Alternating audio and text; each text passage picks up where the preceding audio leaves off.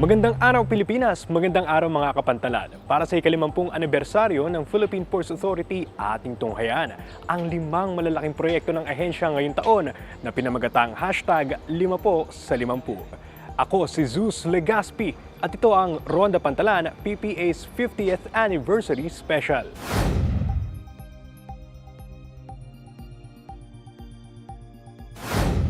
Ang unang malaking proyekto ng Philippine Ports Authority para sa ika-50 anibersaryo nito ay ang Law Enforcement Building o LEB sa Corimao Port sa Ilocos Norte. Para saan nga ba ang LEB? Alamin natin sa AVP na ito.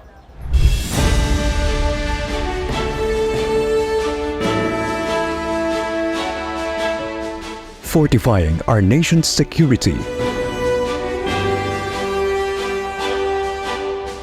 The Philippine Ports Authority has constructed the Law Enforcement Building or LEB, situated at the Port of Corimao in Ilocos Norte.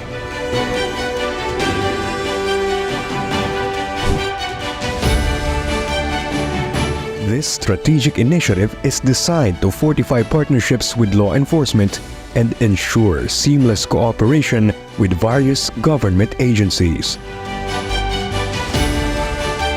This 3-story, one-stop facility brings together the Philippine Coast Guard, Port Police, PNP Maritime, and the Philippine Drug Enforcement Agency.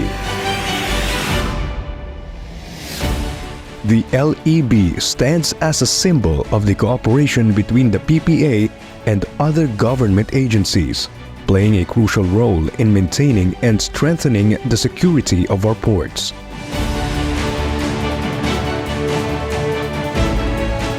The LEB includes conference rooms, armories, interrogation rooms, investigation rooms, detention cells, and a command center and control room for training and meetings, promoting faster coordination and stronger interconnectivity. The third floor also provides accommodation for officers assigned to the Corimao Port.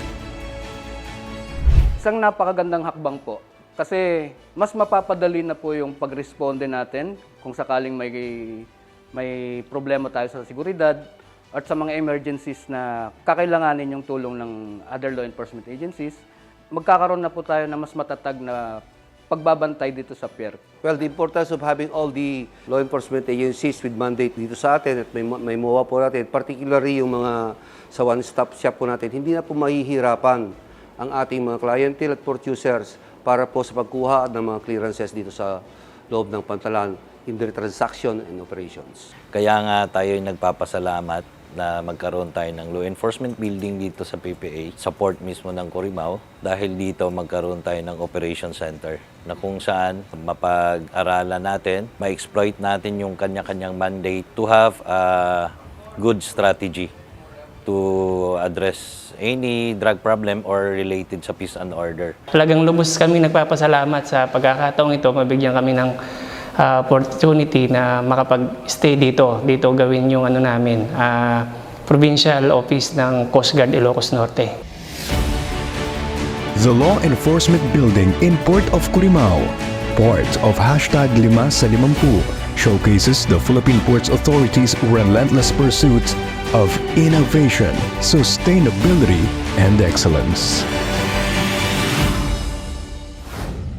Talaga ngang malaking tulong ang Law Enforcement Building sa Corimao Port sa pagpapabilis ng koordinasyon ng mga ahensya ng gobyernong may mandato na panatilihing ligtas ang ating mga pantalan.